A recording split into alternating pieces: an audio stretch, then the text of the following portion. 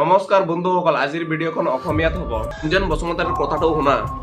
এই ঘৰটো জ্বলাওক, আমাৰ কোনো কি নাই, কিন্তু জংঘলত ইয়াতকে বেছি জ্বলাইছে সিহঁতে।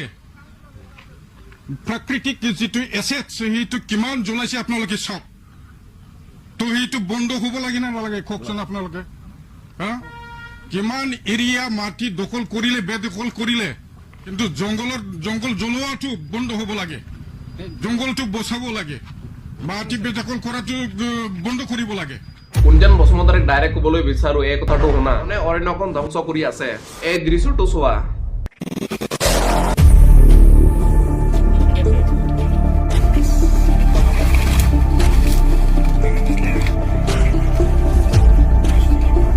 পিছত এই কথাটো নকবা যে বেলেগৰ দৃশ্যটো দেখাইছো।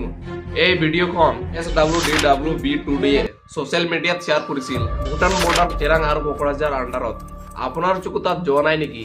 চোৱা আৰু দেখুৱাম। Assam illegal mining along India Bhutan border continues unlimited in Udalguri district. আৰু তলত চোৱা black market traders, political leaders and forest officials.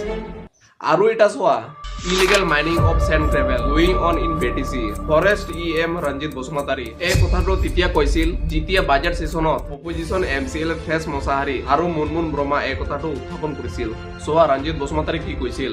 এই কথাটো নতুন নহয়, BPF চৰকাৰৰ পৰা চলি আহিছে। আৰু তলত চোৱা প্ৰতিদিন 70 লাখ বালি আৰু শিলগুটি বিক্ৰী কৰে। তেনেহলে হাগ্ৰামা চৰকাৰে ইমান বছৰ ধৰি BTCখন চলালে কিমান টকা উপাৰ্জন কৰিলে? প্ৰতি বছৰৰ ডাটা তোমালোকে ইয়াত চোৱা। কুঞ্জন বসুমতাৰী আৰু হাগ্ৰামা চৰকাৰক সুধিব বিচাৰো 1996 আৰু 1998 আৰু 2014 চনত যি জাতিৰ সংঘৰ্ষ হৈছিল, এতিয়ালৈকে কিছুমান মানুহ ৰিলিফ কেম্পত আছে। তেওঁলোকে নিজৰ মাটিত উভতি যাব পৰা নাই।